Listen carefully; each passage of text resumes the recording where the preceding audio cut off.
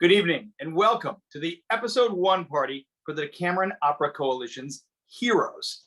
Heroes has premiered as of Friday night all 3 episodes of Heroes, which is a project of 8 world premiere operatic works, films from across the country are available for streaming. Maybe you've already seen them and you're here to learn more.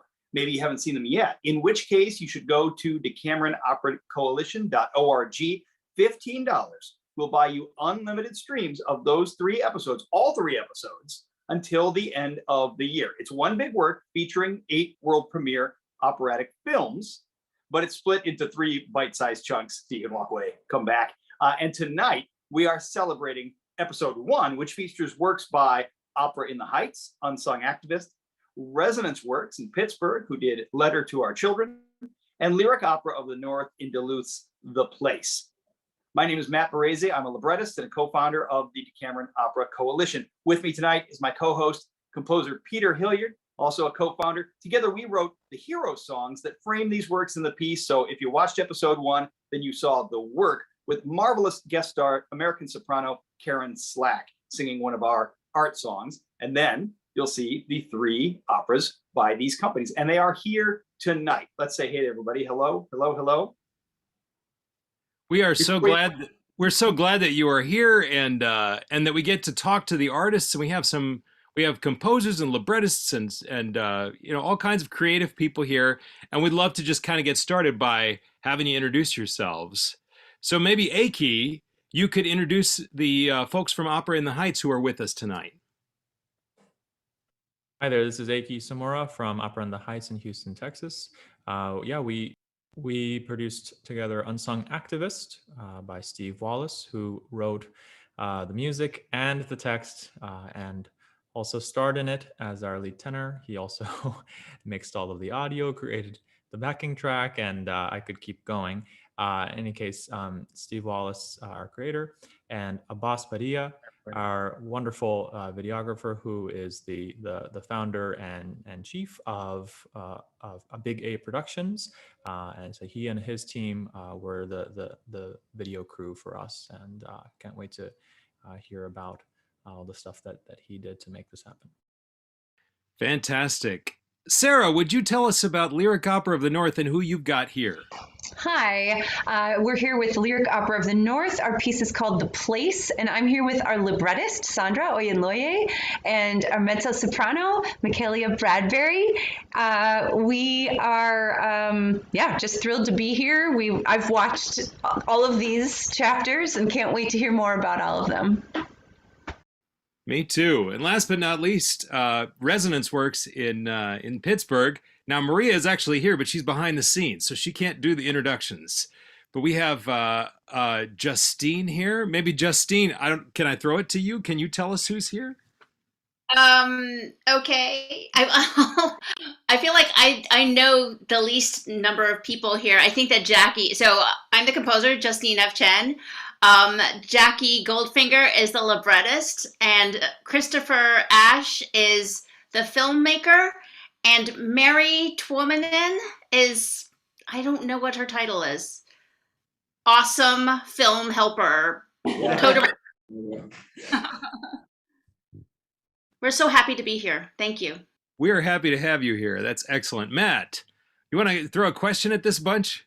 Well, sure. And we do want to thank Maria Senzi-Selner, who's DOC lead producer, is running the Boops and the Beeps with Brennan Selner. So thank you to them who are going to be giving us your questions. So if you're on Facebook right now, maybe you're on a YouTube page, maybe you're on the DOC page. If you enter any questions, those are going to get to Peter and I, and we hope to give your kudos and your plaudits and your questions to all these fine artists who are here tonight. And before I forget, there is an episode 2 and an episode 3 party. So tune in Tuesday, October 3rd, also at 8 p.m.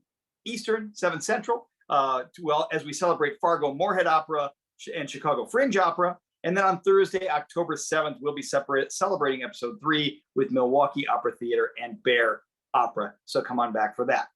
We have recorded over the course of this week some talk forwards. Peter and I went out to all the teams and we asked them some questions. We're going to release those on the Decameron Opera Coalition website as well. So we're going to try not to hit some of those same notes that we did in the talk forwards, But I do have a question for you about your subjects. So in the talk forwards, we asked you, of course, who is your subject? And you may want to give us a primer for the folks who haven't watched your opera yet. Who is your subject, or what is your subject? And people, whether it was the producer, the librettist, the composer, whoever found that subject first, told us how they chose them. I guess my question for you right off the bat here is, why this subject now? Why this piece? Why now? We talked at length at our premiere party about why the Decameron Opera Coalition chose heroes to be the subject, with all the talk of heroism in the air and all the talk of looking back at past evaluations of what heroism meant and maybe redefining that and looking for heroes who can speak to our current moment and look into the future. So you guys chose your pieces, but why this piece? Why now? Why this sound? Why now? Why this look? Why now? Why don't we start with Steve and the folks at Opera in the Heights? But why now? Yeah, that's a great question. Thanks for throwing it our way. For me, I mean, Aki brought me the subject. I knew nothing about Eldridge Stearns prior to Aki telling me about him. He had just recently passed in 2020, and so that was a thing that I kind of had on the front thought of Houston, of people from Houston. I think, and people that are interested in the civil rights movement, about equality and the work that he did. And one of the things that really struck me about his story was the fact that he had done so much, and there's a large period of his life that does, he's not known as much as others who were a part of that movement that came around later on. And so that was really interesting to me, just kind of dealing with that dichotomy of someone who had been such a hero and done so much, but then largely to some degree forgotten until later in his life, when the biographer wrote about him. And as far as the sound, for me, why now? I think the sound of unsung activists is where I'd like to see opera go presently and into the future. I like the idea of polystylism, like using a lot of different styles to tell stories as opposed to feeling stuck in one thing. I mean, myself, I don't, I've experienced a lot of different types of music growing up and professionally. And I don't really, I like to see the connections between it all, but because they're all, I think they have a valid representation, or a valid, they are all a valid vehicle for helping to tell stories. Yeah, I think I'll just stop it there. Peter, and maybe you can say this a little bit more eloquently than me, or expand on the idea. But over the course of our career, Peter, when we've critics, like the typical critics over the past 20 years in opera, seem to have had this. Yeah, they don't like the crossovers so much. No, they're always going, "Hey, this is an opera.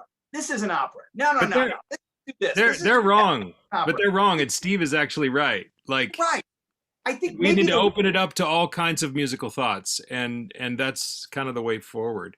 Well, I would love the world forced the critics to stop saying that. I feel like the world in the last year and a half has said, no way, you can't. That tyranny's got to go. Where you just write in every newspaper, no, not opera. Sorry.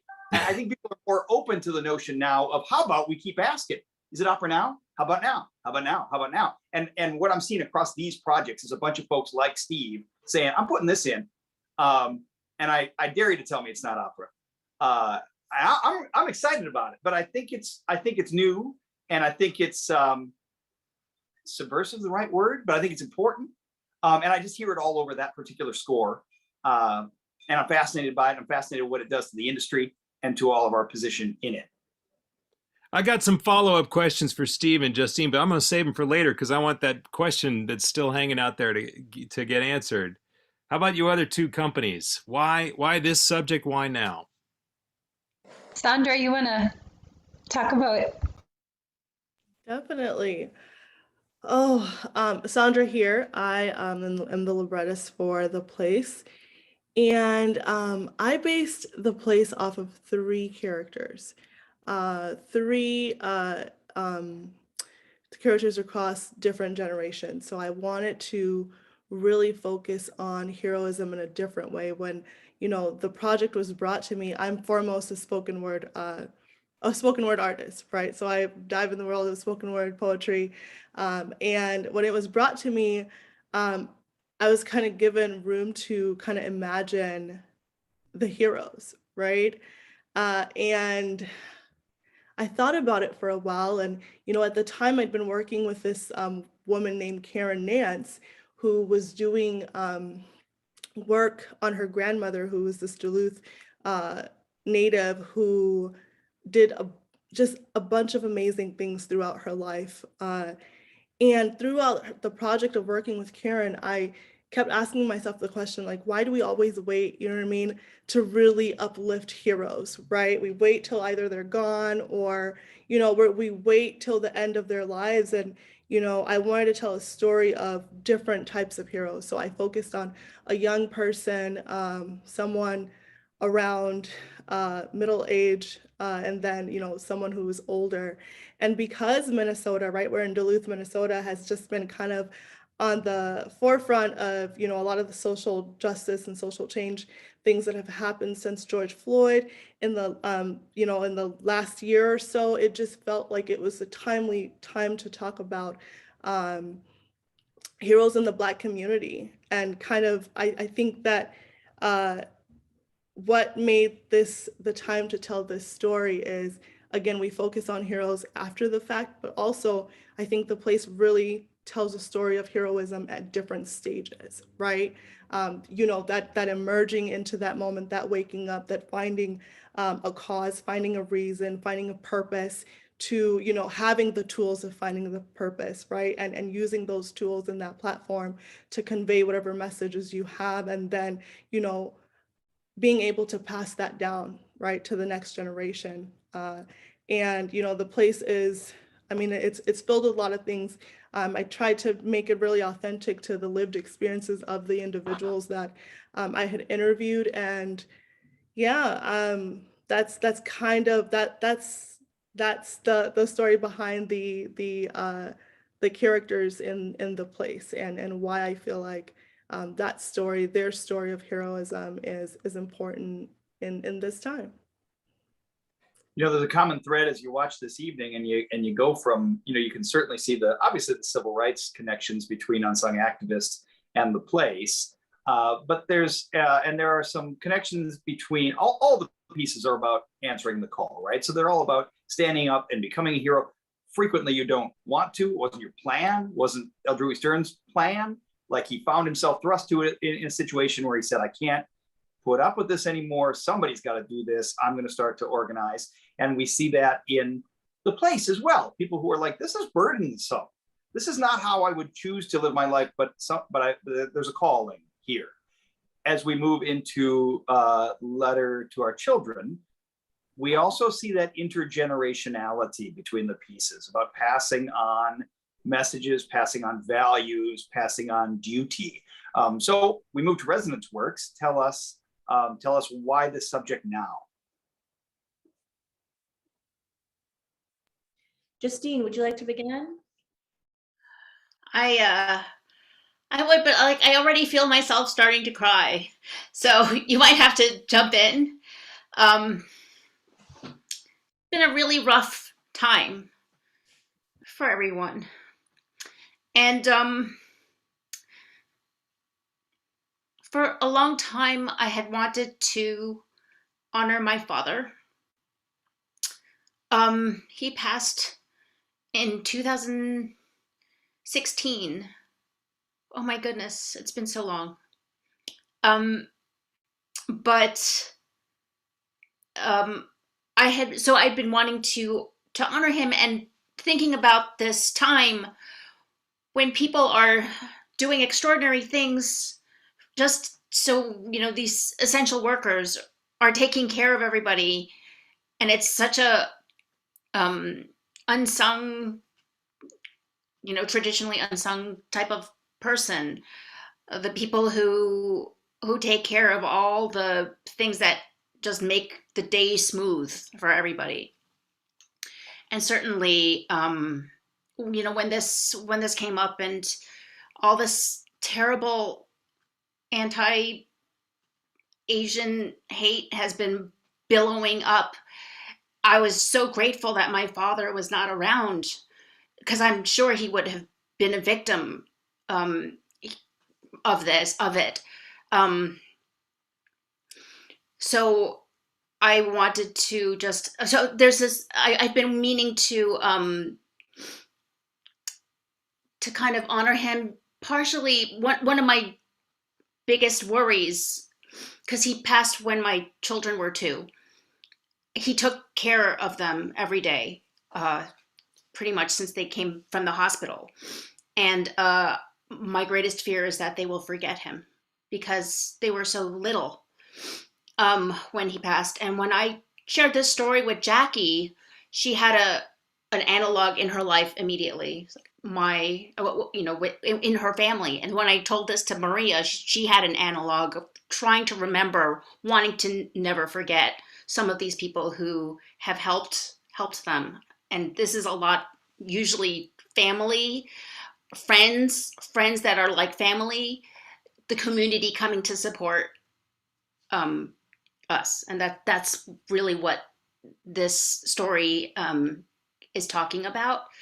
I think right now, it feels so much gratitude for all the people who have just been going to work every day since the pandemic. It's so terrifying, and they've been doing it, and I can't thank all of them, but this is what I can do. So thanks to Resonance Works for believing in this and supporting this project. It's a lovely answer. It's a wonderful answer. Jackie, do you have anything to add to that before we kind of move to a different subject? Just that it was an honor that Justine shared these memories with me, and that I hope we've done her father justice, because he was an incredible man. Stanislavski said that generality is the enemy of art. And of course, if you flip that, it means that specificity is the ally of art. And something remarkable about Letter to Our Children, it does have, there's obviously a message in there about Asian heritage. And at this time, that since COVID, you mentioned the violence against the Asian communities and so forth in this country, it makes it a little ripped from the headlines. It makes it speak to our moment, and of course, it gives voice to a culture that isn't always on stage in opera, and that's important and felt important and specific and wonderful to watch. And there was so much specific to your family in it, and yet everyone I've spoken to who's seen the piece, I mean, certainly my wife and I could not have continued with our careers and lived our lives without our mothers, without our fathers helping us raise our child. And this piece went right to the heart for us. We went, whoa, this speaks. So the more specific that Justine and Jackie got about their lives, the more it felt important in my life, which I found to be a fascinating phenomenon and just a really sharp razor. Remarkable. All right, Maestro. Yeah, I mean, the composer in me really wants to talk shop with Justine and Steve, but I think I want to turn it a different direction here. We have a singer here, and we have some filmmakers here, and you have all had experiences making films that were not operas and singing in operas that were not films. So I would love to hear how this process was different. I mean, Abbas, you made one not long ago with us, right? And it was spectacular. So you're an old hand at this, but did you go in thinking this is different? Did you find out it was different while you were doing it? Talk about that. Yeah, I guess you could say I'm an old hand at opera videos. I've done one previous to this one, but this particular video was definitely felt like a brand new challenge. And I was really excited when I saw, when Aki sent over all, all the history and the story behind Eldrui Stearns. And then once I started getting all of Steve's notes about, how he wanted to tell this story, I mean, my creativity was just going crazy, trying, just getting so excited about how we're going to accomplish this. And so it's such a different format, especially the way that Steve wrote, the amazing way that Steve wrote the story. It's almost like shooting a movie and a music video all at the same time. So nobody trains you to shoot a music video and a movie all at the same time. So, all I can say is that, it was super fun to shoot. I'm like, super honored that Aki and Steve, allowed, trusted me to come in and bring my crew in and be a part of the process. And I think together, because this was kind of new, somewhat new for all of us, I think together we were able to come together, collaborate, and really produce something that, I'm super proud of. You should be. I mean, I got to say, I was watching it this afternoon just to kind of get my brain in gear for this time together, and I just marveled again at the kind of period locations that you found, and I mean, I don't know anything about filmmaking, but the filters you put on things that made it really feel like I was looking at something kind of vintage. Mm-hmm. Amazing, just amazing. Thank Christopher, you have anything to add to this discussion? I imagine you do. So yeah, I mean, it was such a pleasure to work with Justine and Jacqueline and basically all of the families that we were able to film. The unsung hero being the families, the parents, and really our job, my collaborator Mary and I, like, we really just got to go in and document their stories. There really wasn't a lot of direction happening. It was just, this is what their lives are. This is what they wake up to. This is what their evenings are like. And that's what made it so easy to create, is, showing Justine's family, showing Jacqueline's family, showing the universality of our story, simply by just asking people to share their lives. And what's really heartfelt and what's really great about the experience that in the filmmaking process is that we really just got to witness and share. That's beautiful, and I got to say, Pittsburgh looks pretty great. I see coming in from the internet here, Joanna on the DOC page said, "What a profoundly beautiful way to honor those who love us unconditionally, bravi tutti," with regard to the letter. Michaelia, you are here, and we are so glad that you're here. Your performance is so beautiful. Is this different from being in a regular opera, and if so, how? Thank you so much for having me. My name is Michaelia, as you said. I'm so grateful and so blessed to be a part of this production. I found it to be much different, not so much in the actual process. There's direction going on, there are things moving, there's, all of the pieces that would normally take place in a normal stage presence as far as an opera. There were a few times where Daniel was in our face, like with the camera right here. So that's a little different.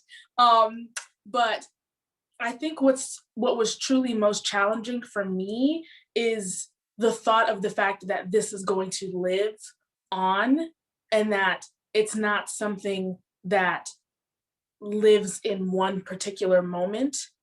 In a way, as a stage performer, we go, we do the thing, we go home, and that's pretty much it, unless, of course, there's going to be something that's filmed, but you're there for the sole purpose of a live performance, and to know that this is the take that's going to just live forever and nobody's actually going to see it live there was definitely some more mental pressure, I think, about that. And then also knowing and having the peace to let go of what's going to happen on the back end, as far as like what takes are going to be used and all of these things. And that was definitely more of a mental a difference versus being live on a stage and looking into an audience and going home at the end of the day.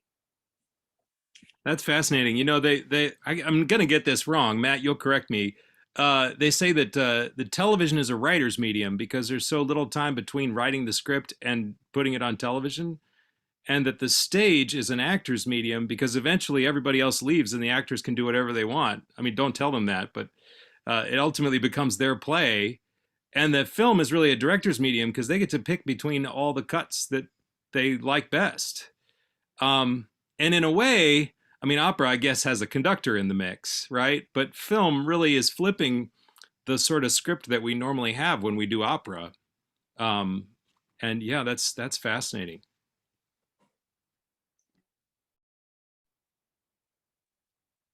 I was so excited when Christopher came over because he has these monitors, and I was able to see a lot of the shots he was getting. And I was like, "Oh, Christopher, will you please send me the footage that you you got?" And he sent it to me, and I watched. To be honest, I just watched my footage. I was like, "Well, I'm just going to trust that you're going to put the footage that looks good." Because and then I understand why directors don't want actors to look at the footage because I think they get a little self-conscious. I'm not an actress, and I told him that from the start, don't direct me because it's going to be really bad. Just like let me just be, or don't shoot me, then everything will be great.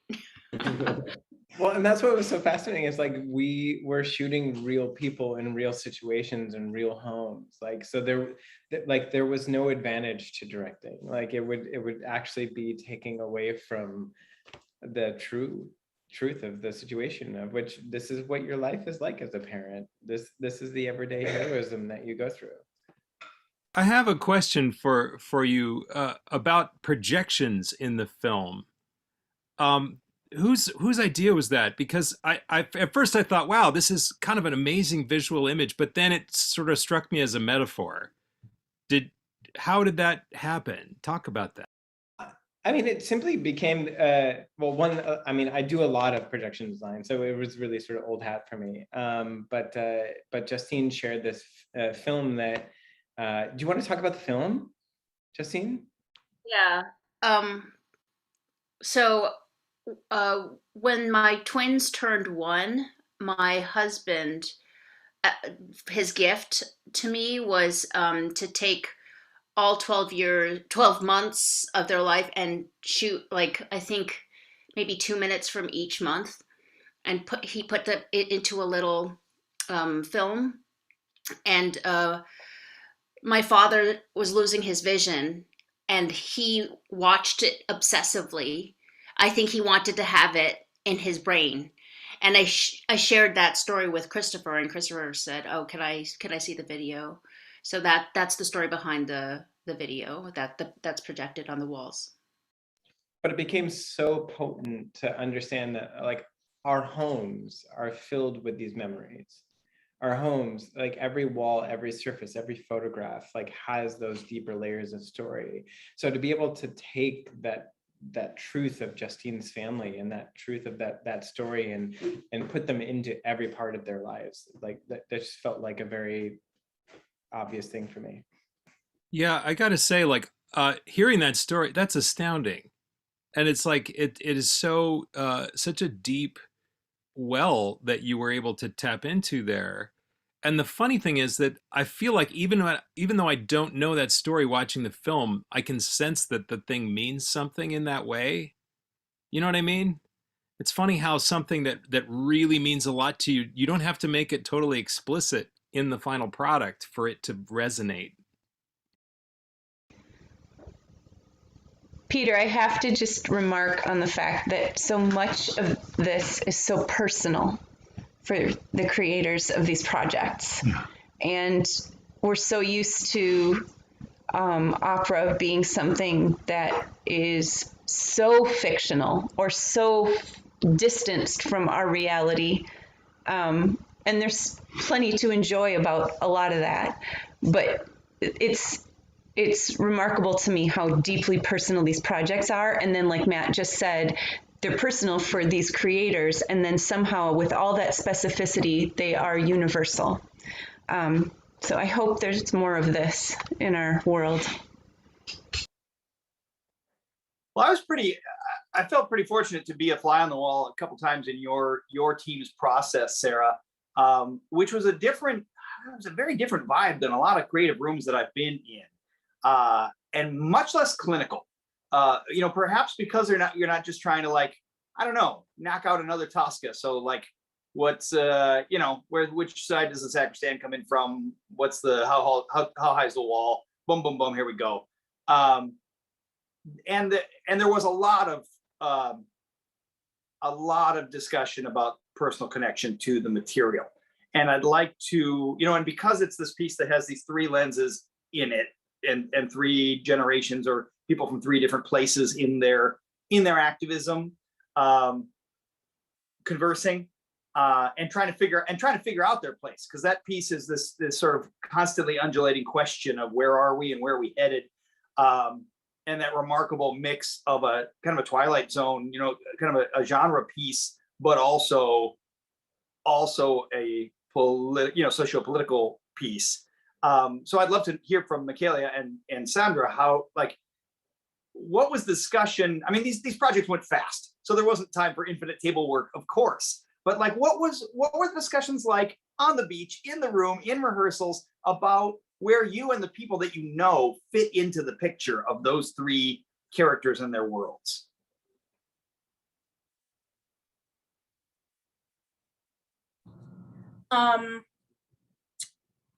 I definitely remember my costume fitting being something that was super important, and seeing myself fit in to my character specifically on more than one level, being a Black woman, and also my character being a Black woman, but also in the fact that she is an activist, and also what she wore, because I am somebody who protested, went out on multiple protests, very, very soon after George Floyd was murdered. So it was so interesting to talk with Aura, who I loved, who is our costume designer, about what my character would have worn during a protest. And like, everything that I wore, except for I think one bandana, everything was mine. So everything, all of the costuming was also really personal to me, because there were things that I had worn in actual protests. The signs behind me are signs that I carried in actual protests. And so I really saw myself in that aspect. And the other characters, Initan and then Marquita Lista's character as well, are people that I've seen and experienced in my upbringing, in my everyday life in the Black community. And I really appreciated the conversations that we had about that in our quick writers room, and on the beach, and just being with these real life people and seeing how we translated to our characters, and to also recognize that in my everyday life was really special. Sandra, you have an artist in your piece, like there is the filmmaker, of course. So when one watches a piece that has an artist in it, you go, this must be the analog for the writer. But that's not always the case. So what was your way into this show? Wow, that's a really good question, Matt. I think that for me, I've over the last couple of years, I've been diving a lot into healing and trauma, and trying to understand what healing looks like. As someone that is West African, that I'm Liberian. I come from a country that has a lot of history in US slaves that actually came back to Africa, that settled in Liberia, called it Liberia for Liberty, and the history goes on. So kind of in this place of understanding trauma and trying to understand generational trauma. And, like I said, Minnesota has been this place during the last year or so where there's been this huge spotlight on it. And I think it's forced more people to really kind of look at where we are, including myself, and starting to look at, okay, how do we heal? And one of the things about the place is like this concept of this loop, right? This loop that seems like it's something that ends and then it starts again, because the things that, you know, my community goes through now are not new to my community, right? They're things that we've gone through in the past, and it's happened for generations and centuries, and you know, it dates. So, you know, coming into this piece, I really was thinking about healing, you know, and collective healing through the different generations, and that conversation piece is really important to me. So I think that, you know, how I see myself in this piece, because in the last year, I've been having a lot of conversation. I've been having a lot of conversations with younger people, you know, who are going out to protest, and, you know, they are angry at seeing conditions. They're angry at some of the things that are happening in our country. And, you know, I've also been talking about people like myself who are now at a place where, you know, we do have some tools to make some transformative change. And then, you know, pushing myself to also speak to my elders, you know, the older generations that have gone through this, right, and have a wealth of knowledge. So if I were to place myself in there, I'd say, you know, the different conversations I have somewhat seen myself in throughout the course of my own journey as someone that yeah, is seeking healing and understanding trauma, and also pushing myself to be in more spaces where we can have more of these conversations, which kind of makes me think of, you know, the first question of, you know, why this time. And I feel as though, you know, the conversation about trauma, and the conversation about, you know, where we are as a people is so important, especially in spaces like these. You know, as someone who comes from a world of spoken word, hip hop, poetry, I feel, when I think of opera, because I'm not, prior to this project, I was not, you know what I mean, like in the world of opera, right? When Sarah reached out to me, I was literally like, what? You want me to help you write what? Okay, let me go to YouTube University and like watch a ton of operas and like, you know, read a bunch of things on this. But it's not a space that I feel like oftentimes has had room, you know, for this narrative and for conversations around social justice, social change. And Heroes being the topic was just such a great platform to really kind of push that a little and start to force people, as, you know, everything that I've been watching so far from, you know, the other contributions, yeah, push people to think a little bit deeper and to have conversations around some really important concepts and people. So. I would love to take a second to just ask Aki and Sarah about that, because I think one thing that we're seeing here is how we get these amazing results when we let the artists do what they care about, and you let them tell the story the way that they lived it, you know? And I think all the projects here show that in happening, and I just wonder if you have any insights into how you made that work, Sarah and Aki. Well, the magic is to hire really good people and then just back up.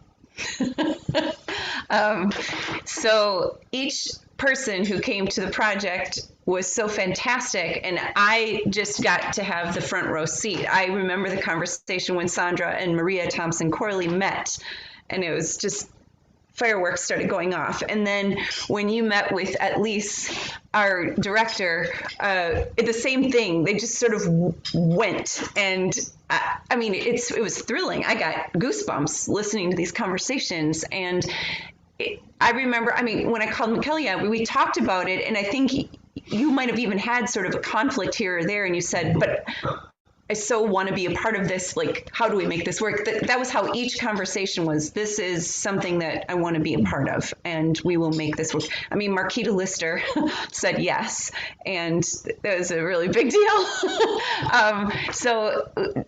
The whole thing was just for me, the process was, I don't know. I don't think, I mean, I don't think we talked about the libretto, and we didn't have the same types of meetings. This was definitely just back up and let the artists tell the story. And I feel like that's why it was such a wonderful project. All the way through the shoot, too. I mean, it was freezing cold, but Daniel at least got the shots they wanted. And McKelly is probably still wearing sweaters and socks to bed.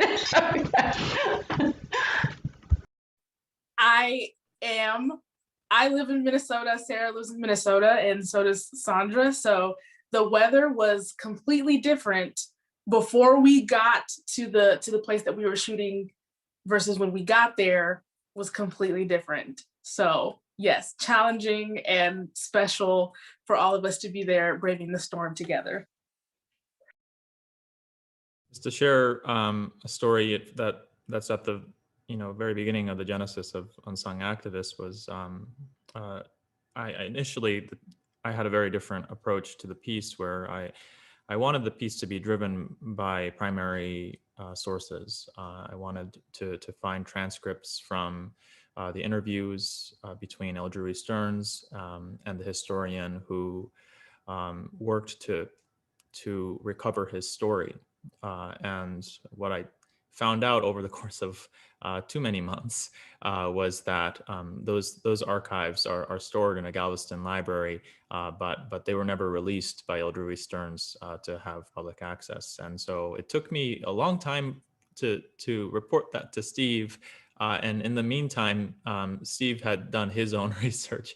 And he once told me over the phone, it's like, I have pretty much the whole thing mapped out in my head. And I said, oh, good, because I'm really struggling. And so I really relate to what Sarah said, where I felt like, I knew I hired the right person. I knew that from before we started on Unsung Activists. In any case,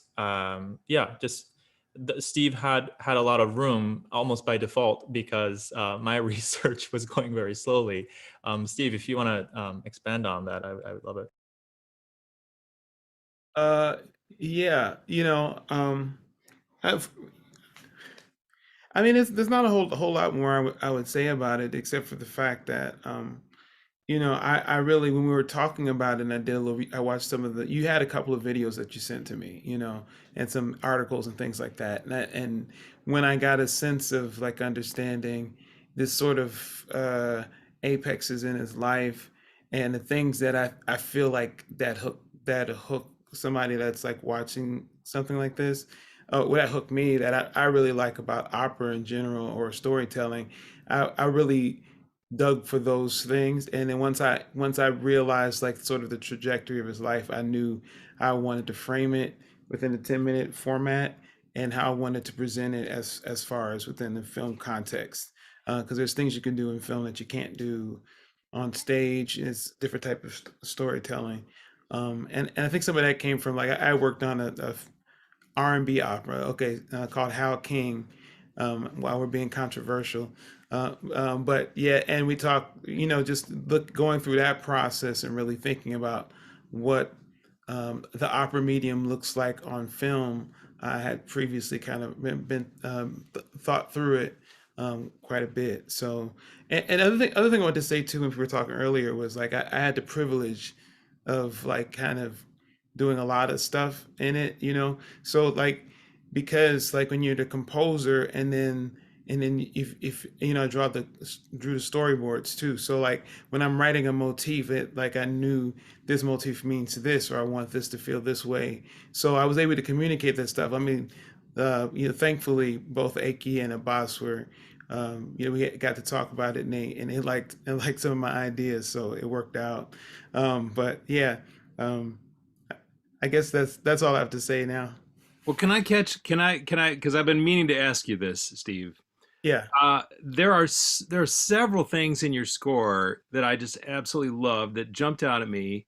In the ensemble, like maybe the third of the way in, you have these lovely gospel changes in the accompaniment that are just effortless and they're quick, but they just were like perfect, just absolutely perfect. The clapping and stomping, which actually Maria Thompson Corley also has in her piece in this episode, which was so interesting because that you two have no idea what each other are writing. Yeah. And then like the centerpiece of the right, I think it's right about in the center of the piece. You have, is it the national anthem? Yeah, that's correct. When did that? When in your process did you sort of make that the apex of the structure, and how did you go about doing that? Yeah, so I mean, in reading the story, they actually the protesters met around the flag on the TSU campus and sang the national anthem. And I know like the sort of perspective and the complexity of the national anthem that we've been talking about last few years, and the things that I've always felt, singing it younger, and just kind of the dichotomy of it within myself, and even growing up, as I got older, like having even shifted a little perspective on it. So just the complexity of it allowed for a very interesting backdrop and to allow a lot of emotions and feelings to happen. I also put it in I put it in a 12/8, which is more of a blues gospel feel, you know what I'm saying? So that was purposely done as well. So um yeah, so I just kind of it just flowed with it. I don't think a lot when I write. I just kind of just write, and I just going with the storytelling. They had just talked about. They just got El Drury on Stearns to lead this protest, and then like I thought it would be a great moment to show that sort of those complicated emotions of what that national anthem means to a Black American trying to stand up for social justice and against racism. Yeah, and boy, all those things in spades, and that moment is so charged because of what that music means and what it Yeah. represents for so many different people. But then also your setting of it, your harmonization of it, and then the way that you build the scene around it. Mm-hmm. I mean, like as a composer, I'm like, okay, all right, just like conceptually, and then the execution is kudos. Justine, while I'm talking about composers, see, I've been meaning to do this the whole time. I've just been itching to talk to you two about this. So Maria Sensi Selner and I were on this trip to film these singers down the Eastern Seaboard, and I think we were driving up to Boston, and we had just passed through New York, and we were stuck in traffic. And she said, "Do you want to hear the latest mix of the piece?" And I'm like, "Do I?" But I hadn't counted on like what it would do to me, because I cranked it in my car in traffic, and I'm like bawling my eyes out the whole time. And my car has a pretty good stereo, but I just like the richness and beauty of the sonority. Oh my gosh. And the textures that you have in the accompaniment are so beautiful and smart and crafty, and just so many things to think about, but always this like lyricism. And so I guess my biggest question, besides just saying good job, is like how did you come up with, how did you decide on your instrumentation? Because when I saw your instrumentation, I thought she doesn't have a double bass, and then when I heard it, I was like, oh, she doesn't need a double bass. So tell me about that. I'll shut up and let you talk. Yeah, thank you. Thank you for your kind words. When I was writing it, there was not one time that I was working on it that I didn't cry. And I wasn't sure how much of that was just, in my head. I've definitely seen composers rock out to their own music, and I'm like, I don't know how I feel about that. But, I think as far as the instrumentation, I'm a violinist, and so originally when thank you, Maria, she kept asking me, "What do you want to do? How do you want what?" She kept coming to me, asking me questions. Usually, people say, "This is what we have. Do this," and I was a little confused. I didn't know what to say because I was so not used to being asked. And so I was like, I don't know. Oh, we'll do a string sextet. She's like, you can have 6, a string sextet. Because as a violinist, I feel like string writing is just my native language. And so I didn't have to think so hard about it. It feels really from my soul. And I I feel like it's always hard for me to hear the double bass. And I don't know if it's because I play violin and I can only hear high sounds, but I really love the lushness of the cello. And so I have two cellos in there. And then harp, I feel like I always want more harp, so I have a harp too. Um, but that was my instrumentation idea, and originally, I was thinking about uh, when I was writing it. It kind of surprised me. I started working on it, and I realized that I needed a prologue before the text started, and then it kind of. I mean, I don't like Capriccio actually, but Capriccio starts with a string sextet, right? And so I thought, oh, this is not unprecedented to have like a big kind of string thing at the beginning of an opera. But it was really kind of a moment of, kind of gathering oneself. It's how or like, the moment of trauma or recovering from trauma that I wanted to capture in the opening. Beautiful. No, thank you so much.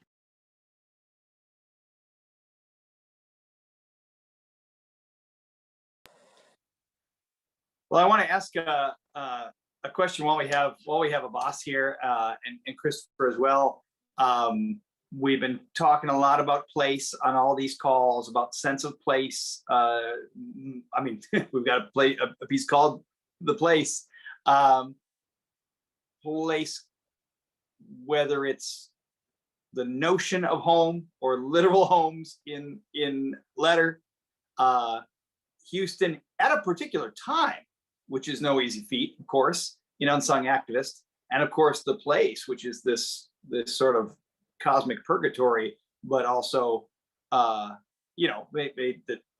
people had to go someplace. It's not it wasn't green screen.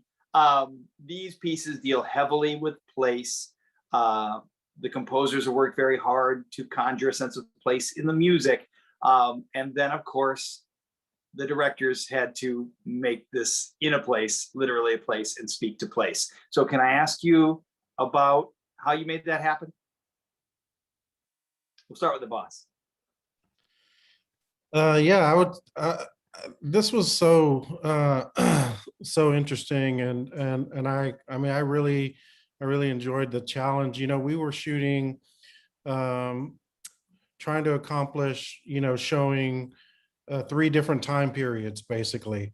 The interview, which happened in the 80s, the flashbacks, which happened in the 60s, and then at the end, a more modern time. So I had I did some certain things really purposefully. I chose my color correction purposefully to try to really emulate the time period. Every time we were in a different time period, I chose the look of the video very specifically. I also chose the way that it's hard when you're trying to shoot something in the 60s and you're not in the 60s, because if you widen the lens too much, you realize like that car over there is way too modern, or those people walking over there are way too, wearing way too, they're not dressed properly and stuff. So really the challenge was really carving out these moments that we could just take and take the audience to that particular era. And then in a lot of the shots, specifically like in the shot where El Jury's being interviewed, just off to the left, there's just a row. We were on TSU campus, and there's just a row of like, 2010, 2018 cars. So I had to, and then I decided to shoot everything on anamorphic lenses, which gave us this really wide focal length. But I had to do very specific technical things to try to like crush everything in the background so that we couldn't read that car was, there were like 8 cars, parked right next to us that are modern vehicles. I did, there were a lot of little technical things that went into really creating these, these eras. Early in our process, Aki and I had talked about possibly shooting some drone footage of TSU campus. And I thought, I said, yeah, let me think about that for a little bit. But after reading the story, the way that Steve put it together, it didn't feel right. I really tried to light the whole thing in a way that it was that filmmakers were lighting back in the 80s and lighting back in the 60s. You didn't see a lot of drone footage, you didn't see any drone footage, in the 80s and in the 60s. So I kind of told Aki, and Steve, I said, I don't really think that fits. I really want to stay really true to the era. So, we didn't have drone footage. We didn't have any gimbal footage. They didn't shoot on gimbals back in the 80s. They didn't shoot on gimbals back in the 60s. Everything was really, the way that I lit everything. There wasn't a lot of soft light back in the 80s, and in the 60s they used a lot of hard light, and then they would just soften it as as best as they could. So I try to use almost all hard light on everything that we did there to try to also just stay really true to the era.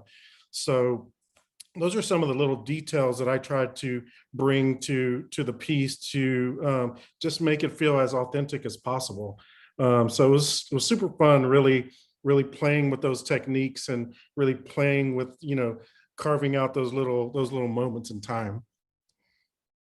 Can I jump in and ask Abbas to expand on one bit of magic he pulled off? So Steve wrote these glorious storyboards. He was almost a comic book author in a previous life, and so I'm going to share those on Facebook at some point.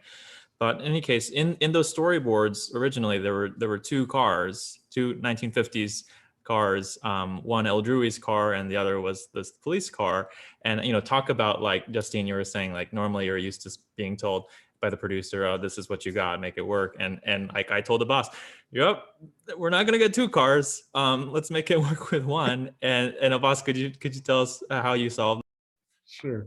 So there's an art director friend of mine that has one of his personal project vehicles is a 59 Buick, and I know that he has it, and I know that he's still working on it. It's not running, but he's it's his little fun little project. So I talked him into having it towed or hauled over to our location for El Drury's main vehicle. And then when after Aki was like, that's what we got, we're not going to be able to find a 50s or 60s era cop car, then I was trying to figure out how we're going to make this happen, because Steve had wrote in this nice wide shot with both the cop the cop car and El Drury's car in the shot. And basically I was able to find a really old school cop light that turns with the mirrors, and we parked my friend's like 2017 like SUV right behind El Drury's car, and we just put that old rotating light on the dashboard. And I just said, let's just shoot it really, really tight. I can't see the dashboard because I'll see that it's all digital and electronic. All I want to see is that turning light, and then El Drury in that vehicle in the shot. And we actually did that. It's funny, we did that twice, because we also did that when we were at the cafe. As the cop was driving up to the cafe, that was actually, we used the same light, and we put that on like a 2018 Lexus SUV. And I just said, we need to shoot this so tight that I can't see that this is the Lexus. This has got to feel like the same car that we shot, the night before. So all these little fun little things that we were able to pull off, it was just really cool to, to kind of see the end product and see that it, see how it all came out. So super happy about it. That's amazing. You know what I love about that is the lengths that you went to make this specificity of this character available for the audience. I'm just thinking about Jackie, because you're given a very unusual task of curating someone else's story who is your collaborator. And I think one of the ways that you found to solve that is that you, at the end of your text, you sort of open it up a little bit to us. Can you talk about how you came upon that and how that developed? Sure. So when I'm working with composers, I try to immerse myself in their entire catalog of music. And then I also try and talk to them about what's important to them, what aspects of the story do they want featured, because I feel like one of my jobs as a librettist is to really raise up their vision and help them complete their vision. And so one of the things I talked to Justine about is something that Matt referenced earlier, which is that the specific becomes universal.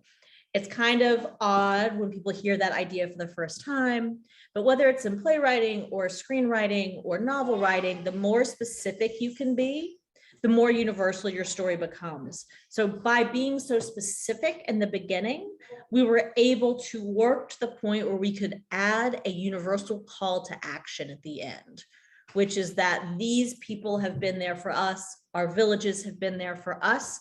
We can also do that for other people, which was very important because Justine really loves the idea that this is not just about her father, but this is something she will be able to do for her children, and her children may be able to do for their children. So by putting that call to action in there, we're actually hopefully leaving the realm of this one story and creating a universal story that people will be connected with and might actually change the way they live their lives.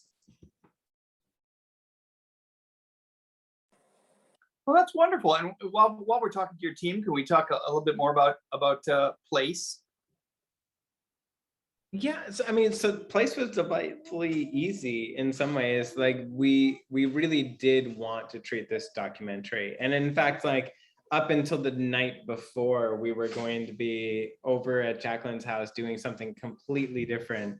And Jacqueline's like, "Oh, by the way, we have a brownies meeting tomorrow." Which there's going to be a load of other families. And I was like, oh, that's great, but we need to get like permissions from everybody. And Jacqueline managed permissions from everybody, but it then revealed this fruitful thing. I mean, there's like literally hours of footage of which Mary and I were inside bedrooms and doors being slammed and very much in a very active place. That we didn't end up using, but like that is the everyday part of what it is that we were dealing with. The location of being in Pittsburgh with our singer was a really fortunate circumstance that Maria allowed us into her home, allowed us to play some of that story with our singer in that space, and then we had the benefit of having a really beautiful, like sort of overseeing all mother view of Pittsburgh, which we took advantage of to be able to have the voice of the opera be sort of viewing over, sort of hovering over everybody. I don't know if that answers your question. Last year we had an opera that made Chicago look like the place everyone would want to live, and I got to say I feel like this year it might be Pittsburgh. It was a funny thing, remarkable every time we head out to Duluth for something that Sarah does, we go, oh my gosh, everybody should live in Duluth. This place is paradise. Although when they filmed their thing in Duluth, it was like the hottest day, the coldest day, a forest fire, a tidal wave. They had, you had some blood and locusts, and you got like the whole Bible that day that when they were out on that beach. Michaela, congratulations on surviving that shoot. I heard Daniel was in the drink, like in the frozen water, like you guys were in it. Well, I think we're coming around the home stretch here, folks, and we've had such a fantastic time talking to you all. And uh, I think, well, first of all, it's really inspiring to be even on a Zoom with such wonderfully creative people, and to get a chance to see and hear your work, and kind of to tie it back to some things that we were talking about at the beginning when we were first starting this conversation. Uh, the conception of hero is often somebody who does something really impactful on a global scale or on a national scale. And if you want to try to be a hero, you're looking for ways to do that. But I think what we're finding from all of these stories is that real heroism is happening on an interpersonal level for the people that only you can touch, right? The people in your circle for whom you are everything, or for whom you have the potential to make a real difference. And the beauty of that is that you don't need a national or a global platform to do that. You already have people in your life that you can impact, right? We don't have to wait for a huge platform to do heroic things. I think to read from Jackie's libretto, history is not made in golden glittery strokes, but in small steps of hope and love. That's really it, isn't it? Like it's about making a difference in the small way that only you can make a difference, and it's that specificity that makes our world better. Well, we want to thank these fine artists from Opera in the Heights, from Resonance Works, and from Lyric Opera of the North for joining us tonight. The show is, of course, the Cameron Opera Coalition's Heroes. It's available now at thecameronoperacoalition.org. If you haven't seen it yet, $15. It gives you access to all 3 episodes, unlimited streams for the rest of the calendar year. And you can join us back here in 2 days, Tuesday night, 8 o'clock Eastern, 7 o'clock Central, October 5th. We will be having our episode 2 party with representatives from Fargo Moorhead Opera and Chicago Fringe Opera. Thanks so much for watching tonight. Thanks for your support. And of course, thanks again to these wonderful artists. Ravi. Thank you. Thank you. Congratulations, everybody. Beautiful, beautiful work. Thank you. Thank you all.